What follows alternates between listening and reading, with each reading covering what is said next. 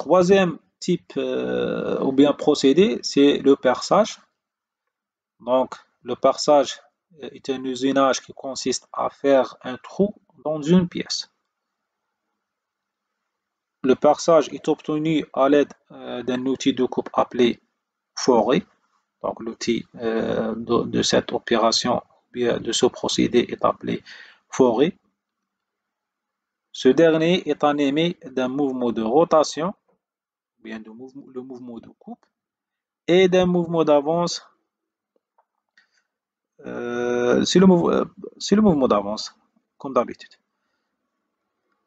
Donc la différence entre ce procédé et les deux autres procédés qui sont le tournage et le fraisage, c'est que dans ce procédé, l'outil est animé par le mouvement de rotation et le mouvement d'avance.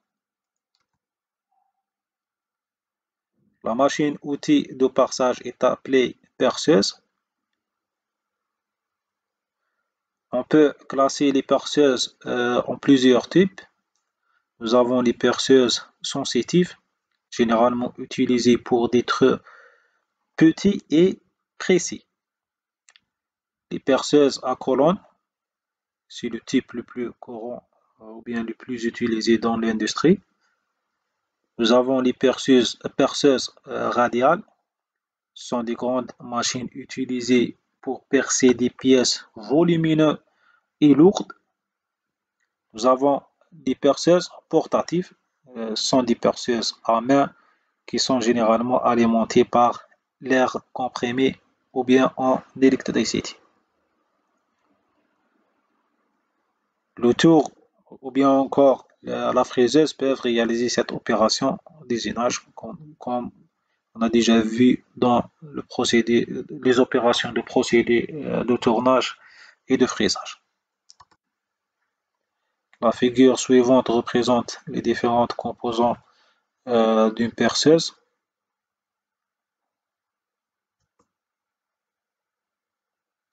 Pour les opérations de perçage, sont généralement des trous. Nous avons les trous de petit ou moyen diamètre, les trous de grand diamètre, les trous profonds, les trous de très petit diamètre et des opérations de perçage spéciaux. Pour les conditions de coupe, on commence par la vitesse de coupe. C'est le chemin parcouru en 1 minute par un point situé sur la périphérie de forêt. Elle s'exprime en mètres par minute et donnée par la relation suivante. Vc égale à P fois df fois n sur 1000, où df c'est le diamètre de forêt en millimètres. Pour la vitesse d'avance, c'est la vitesse correspond au déplacement de l'outil par rapport à la pièce, exprimée en millimètres par minute. F ici, c'est l'avance par tour. Pour l'outil de coupe, le forêt hélicoïdal est un corps. Donc généralement dans ce procédé, on utilise ou bien l'outil est appelé forêt. Donc le forêt hélicoïdal est un corps cylindrique en acier à outil ou bien en acier rapide dans lequel deux rainures hélicoïdales diamétralement opposées sont taillées. Ces rainures constituent la surface d'attaque de l'outil et servent à l'évacuation de coupe pour évacuer la matière enlevée. La partie rainurée de forêt constitue la partie active, c'est la tête plus le corps, tandis que l'autre, c'est la coue de fixation qui peut être cylindrique ou bien conique.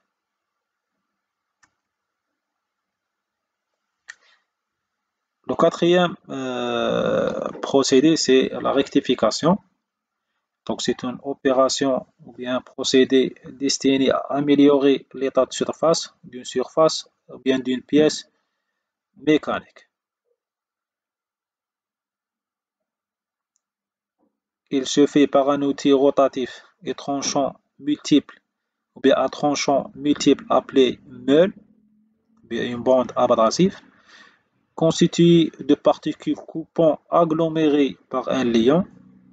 Chaque particule, généralement, ce sont des matériaux céramiques. Chaque particule enlève un petit coupeau quand l'une de ces arêtes se présente sur la pièce.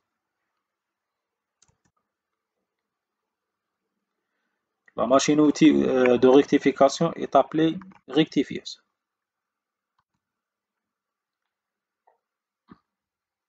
Pour les opérations de rectification, nous avons les opérations de rectification plane,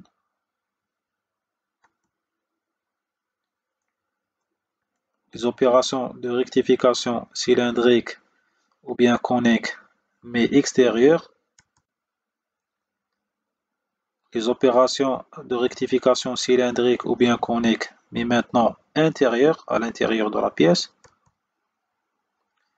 Pour les conditions de coupe, commençons par la vitesse de coupe. Si le chemin parcouru en 1 minute par un point situé sur la périphérie de meule, elle s'exprime en mètres par minute, est donnée par la formule suivante: Vc égale à P fois dm fois n sur 1000, où dm c'est le diamètre de meule en millimètres, n c'est la vitesse de rotation de meule, en tours par minute. Pour la vitesse d'avance, pour la rectification plane, la vitesse d'avance correspond à la vitesse de la table, tandis que pour la rectification plane, la vitesse d'avance correspond à la vitesse de la table, tandis que pour la rectification cylindrique, elle correspond à la vitesse périphérique de la pièce. Pour les outils de coupe, la meule est constituée de particules abrasives agglomérées par un liant. Elle se différencie généralement par le matériau des grains, la grosseur des grains, le matériau de liant, l'espace entre grains et la forme et dimension des grains. Les trois figures suivantes représentent des meules. Premièrement, nous avons meule standard en oxyde d'aluminium. Deuxièmement, meule en nitrure de bore cubique. Et troisièmement, meule en diamant.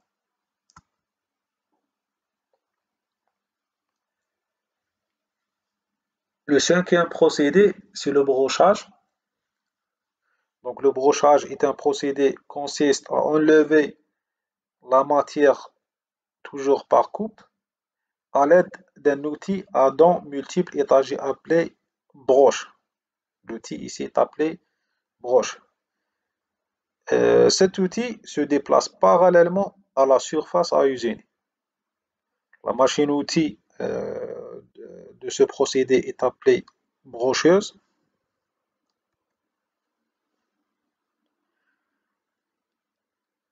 Pour les broches ou bien les outils de brochage, sont des outils constitués d'une série de dents travaillant successivement.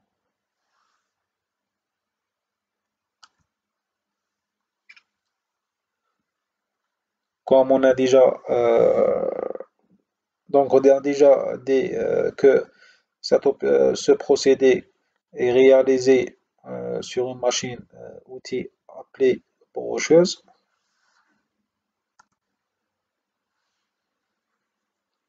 Le sixième procédé, c'est le sciage. Le terme sciage désigne une coupe au moyen d'un scie. C'est un procédé d'usinage à froid pour couper des pièces aux matériaux divers. La partie active de la scie est la denture de la lame, dont chacune des dents creuse une soignée à la matière d'un bédane. بإنسان à la matière d'un béton.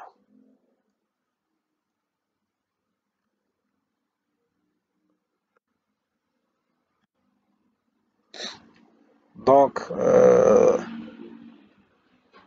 l'acier est animé par le mouvement de coupe et le mouvement de pénétration.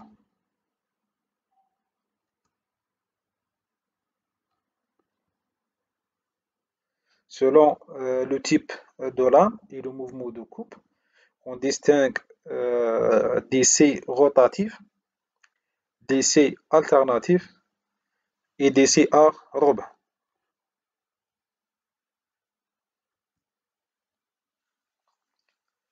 Les lames les plus utilisées sont généralement bimétalliques, constituées de deux métaux, c'est-à-dire qu'elles sont constituées d'un corps en acier ou silicium très résistant à la fatigue et des dents en acier super rapide. Donc le corps est fabriqué en acier ou silicium et les dents sont fabriquées ou bien sont réalisées en acier super rapide. Les deux parties sont accouplées par soudure électronique ou bien par laser. Trois figures suivantes représentent une scie rotative, une scie alternative et une scie à rebond. Le dernier procédé d'usinage, c'est le limage. Donc, le limage a pour objectif d'assurer la finition d'une pièce. C'est comme la rectification. Mais ce procédé est généralement réalisé manuellement avec un outil qu'on appelle la lime. Une lime est un outil servant à usiner la matière travaillant par arrachement de petits morceaux de matériaux. Le travail s'effectue généralement en de multiples passages de la lime sur la pièce à usiner.